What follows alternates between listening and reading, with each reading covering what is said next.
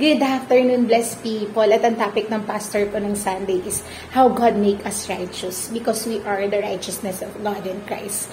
Dito sa Hebrews 4:16, let us therefore come boldly to the throne of grace that we may obtain mercy and find grace to help in time of need. Paano nga ba tayo mabilis na makakalapit sa Panginoong Jesucristo? Siyempre, we need to repent and we need to accept Jesus Christ as your Lord and Savior. So, samahan niyo ako mag-salvation prayer. Aba, Father, ako po ay makasalanan. Patawarin mo po ang puso at isip ko, Panginoon. Ina-accept kita bilang aking tagapagligtas. Pumasok ka sa puso ko at naniniwala ako na matay ka para sa akin. Maraming salamat po. In Jesus' name, Amen. At kung sumabay ka, ikaw na ay bagong nilalang.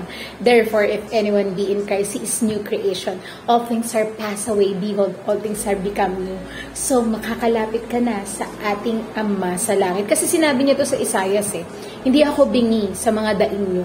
Pero ang naglalayo sa atin, sa Panginoon, was the sin na na-enjoy natin. Kaya we need to repent daily. Kailangan natin mag-surrender everyday para mapakinggan ng Lord ang ating prayer. Actually, in-explain to, ito ang tatlong kasalanan ng Christian to be watched out. Ito in-explain sa Matthew 6 to. Number 1, pride. Number 2, lust. At number 3, grief. Pagiging madamot. In-explain yan sa Matthew 6. Kailangan nating maging prayerful. Kailangan nating fasting, at kailangan nating matutong mag-giving. Because sa kingdom ng God, kailangan ng giving. Para mapagkatiwala ang Kanya, kailangan ikaw ay magbigay. No? And dito sa John 15 verse 5, I am the vine, you are the branches. He who abides in me and I in him bears much fruit. For without me, you can do nothing. Mag-focus tayo dito sa word na to. For without me, you can do nothing. Pansinin mo, may nangyari na ba sa buhay mo na hindi mo alam na paulit-ulit na lang yung nangyayari sa buhay mo nang wala ang Panginoon sa'yo? Ngayon, mag-isip ka, no? Ito is logical na lang. Mag-isip ka sa sarili mo, common sense na lang. Kung walang nangyayari sa buhay mo nang paulit-ulit na lang, bakit hindi mo itry na lumapit sa Diyos?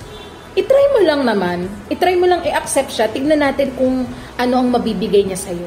Accept Jesus Christ now para magkaroon ka ng kapapayapaan. Kasi for without me, you can do nothing. If hindi ka naka-abide, walang blessing. Kung hindi ka susunod, walang blessing. Kaya dito sa John 8 verse 42, 43, 44, Jesus said to them, if God were your Father, you would love me. For I proceeded forth and came from God. Nor I have come myself, but He sent me. Why do you not understand my speech? Because you are not able to listen to my word. You are your father, the devil, and the desire of your father he want to do. He was a murderer from the beginning and does not stand in the truth because there is no truth in him. When he speak a lie, he speak from his own resources, for he is a liar and the father of it. Kung hindi mo father si Jesus Christ, ang father mo ay devil. Yun lang yun. Dahil dalawang side lang naman. Dahil kung tatay mo talaga ang Panginoong Jesucristo, makikinig ka sa salita niya. Kaya you need to accept Jesus Christ as your Lord and Savior.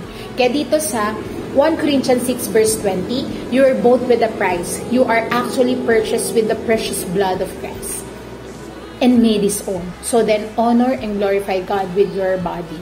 Wala naman talaga tayo dito kundi lang sa Panginoong Jesucristo. Ibinigay niya na ang buhay niya para sa atin at iniligtas niya na tayo.